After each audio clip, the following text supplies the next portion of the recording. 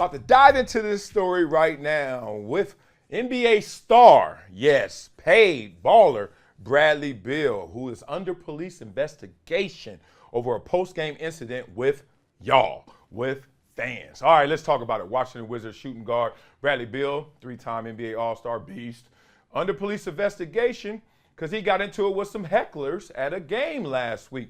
The complaint against Beal was lodged, according to the Orlando Police Department, roughly 24 hours after the basketball player was involved with a spat with two fans. Oh, y'all try to double team him? Try to double team the homie?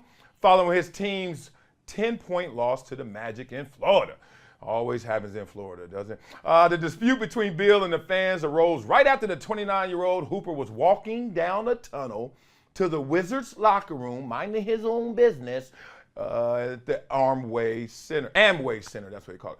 One of the guys in the group yelled at Beal, "You fucked me out of $1,300, you fuck."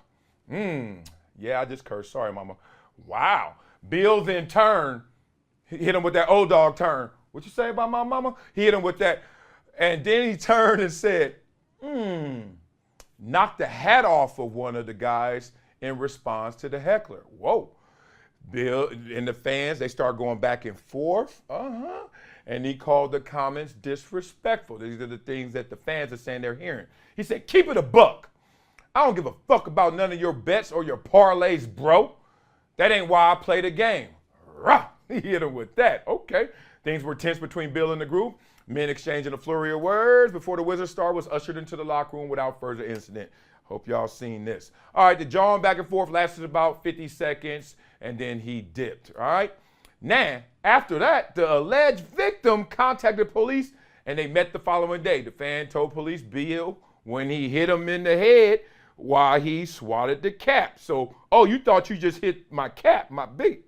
You hit me in the head as well. Cops took a report for battery and then began investigating. Oh, man. They saw the cell phone incident of it. They looked for some surveillance videos. They couldn't find that because they were off camera, et cetera, et cetera. Now, they said there's probable cause to charge Beal with simple battery, and charges will be filed at large with the state attorney's office. Okay. Let's get into this because y'all can see we got a lot of lanes we could go.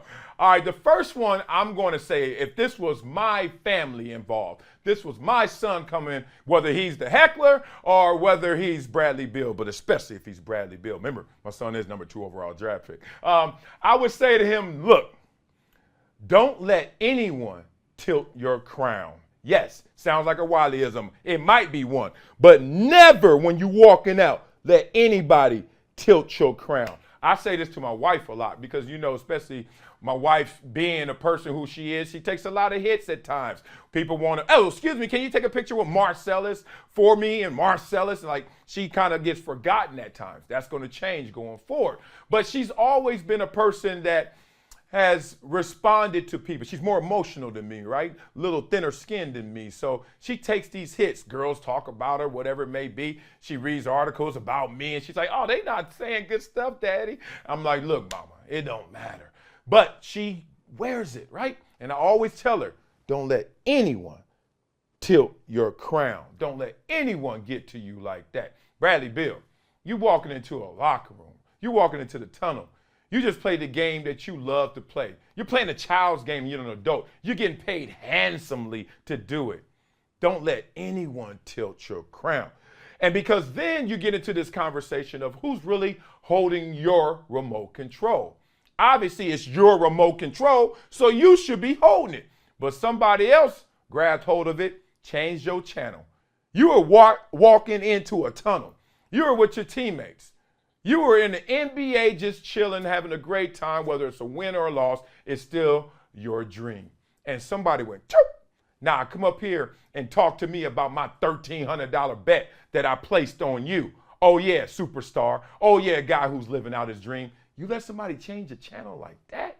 And then turned up the volume. Now he turned it up so much that the noise is gonna get you filed charges against, right? Come on, man. You can't let people do this to you, right? So fans, we know they will cross the line. And they cross the line because fan is short for fanatic. And if you're a fanatic, guess what you also are?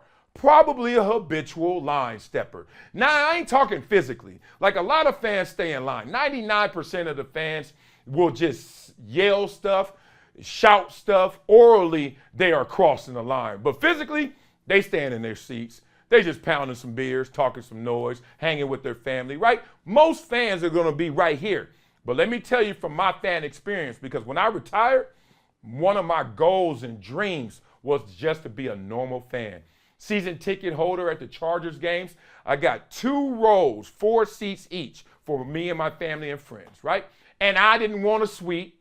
I didn't want to sit protected. I wanted to be right there where if you spill your beer, you hit me on the shoulder. All right, big dog, I get it. You were having fun too, right? But in the fan experience, it's completely different than what the players think it is. Let me tell you this.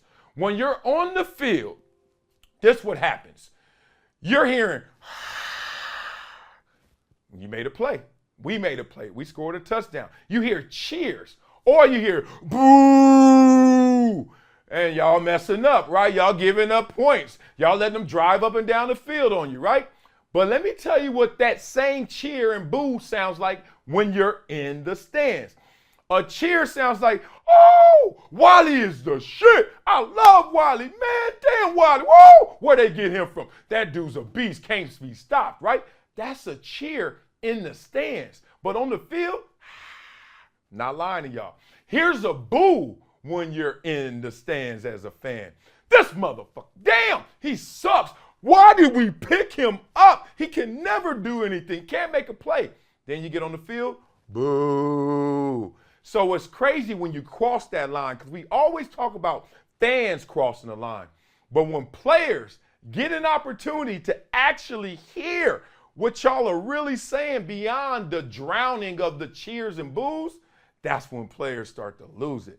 And in NBA especially, because they are closer to their fans.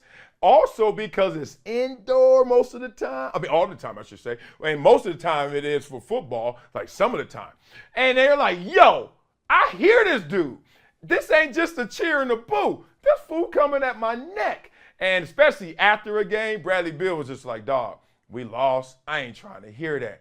But don't let them tilt your crown, big dog. So I learned a lot from that incident, and it just took me back to incidents that I had to make sure I kept my composure when I did at times hear fans go crazy. Craziest thing a fan ever did to me was throw a snowball at me, and it had a battery in it. Or at least I saw a battery on the ground when the snowball exploded. Look, I can't even say that it was in there, right? Allegedly. But in reality, I got smacked in the helmet, and I was like, I live in Buffalo. I live in San Diego. I know what a snowball feels like, right?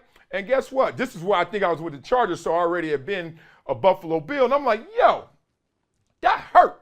And I looked on the ground, snowball exploded, little battery right there. I was like, what the hell? Y'all doing too much in Philly. So, hey, man, y'all know the rules out here. Make sure when you're out, don't let nobody grab your remote.